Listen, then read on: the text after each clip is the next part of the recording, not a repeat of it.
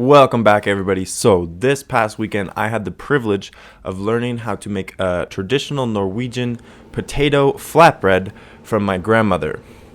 Well, kind of. We had to do it in our own 2020 spin because anyway, after we had made about 3 batches of Lefse sheets, I decided to whip out my phone and film a little bit of it so that I could make a tutorial so that you guys can make traditional Norwegian potato flatbread Lefse. And I think it turned out pretty good. It was pretty fun. It's pretty easy to make. I have a lot of fond childhood memories of eating Lefse at Christmas dinners and maybe even Thanksgiving dinner. I don't really remember. Anyway, now I know how to make it. And now if you watch this video, you will know how to make it too.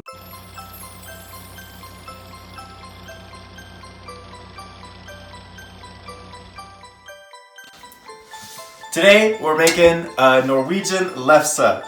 My grandma is here. We're on a FaceTime with my grandma because it's 2020. Otherwise she would actually be here. She's there. It's the first time that I've ever made a Lefse, and I think it's going good so far. We've done about 3 batches, so we're gonna run through how to make a batch of Lefse. So first thing you're gonna need is about 3 cups of rice potato. You get a 1 cup of rice potato. 2 cup of rice potato. It doesn't have to be exact. My grandma says it doesn't have to be exact. Alright, so after we got our rice potatoes, we're going to want 1 cup of flour. Again, it does not have to be super exact, unless you want it to be. If you want your life to be exact, it can be exact, but it's alright. And to our flour, we're going to add 1 teaspoon of sugar. This just helps the lefse brown a little bit. And we're going to add a teaspoon of salt, if we can open this. Because if you're not cooking with salt, you're not really cooking. Ooh, pour it over the thing. There we go. And now, we're gonna mix these here dry ingredients with our potatoes, and then just fluff them together a little bit. Don't want to compact yet. That will come in the next step. And then, next, we're going to add 3.5 tablespoons of butter.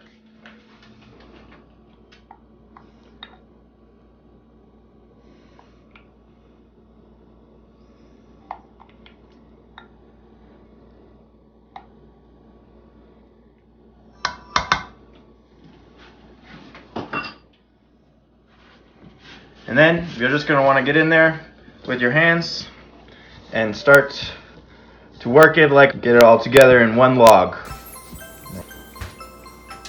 Now you can see it's all starting to come together. We're going to try to roll it into a big log.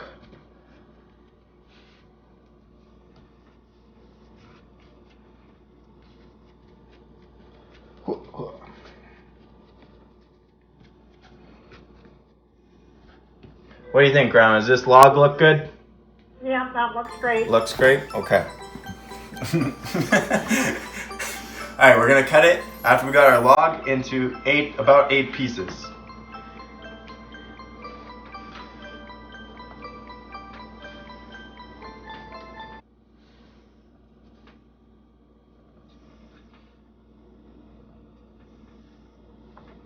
Just like that. This will make our 8 sheets of Lefse after we roll them out.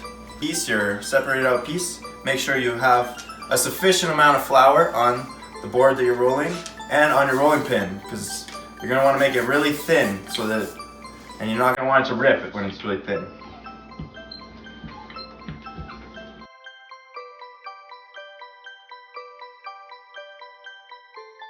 I'm going to use this one because it's not as sharp at the tip, and we're going to pick it up.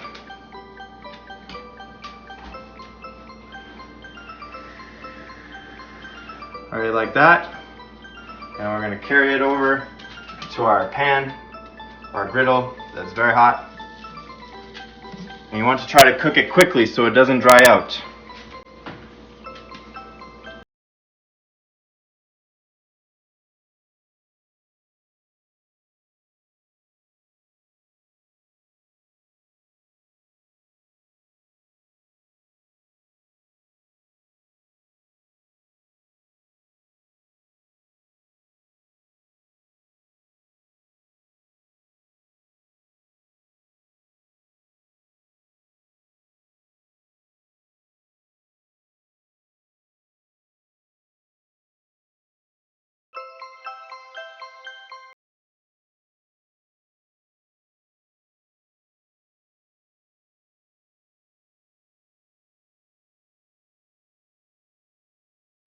Make sure that after you cook it, you store them underneath some towels to keep them safe.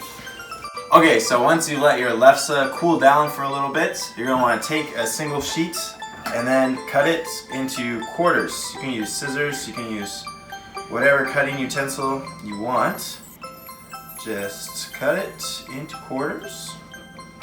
So cut it in half first, and then grab it and cut it into quarter.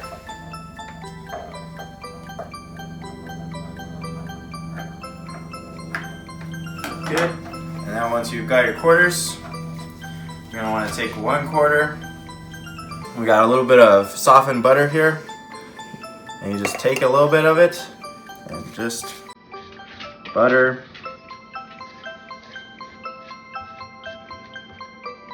And then take it and roll it up.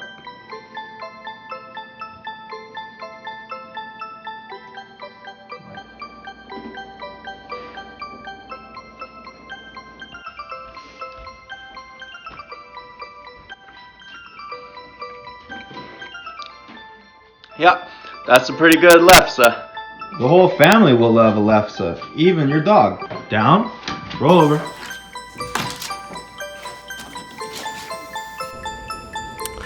So, I hope you guys enjoyed that video, and I hope that now you know how to make traditional Norwegian potato flatbread lefse as well. I might post a video on Friday. If you see a video on Friday, you're welcome. If you don't see a video on Friday, I will catch you guys next Monday.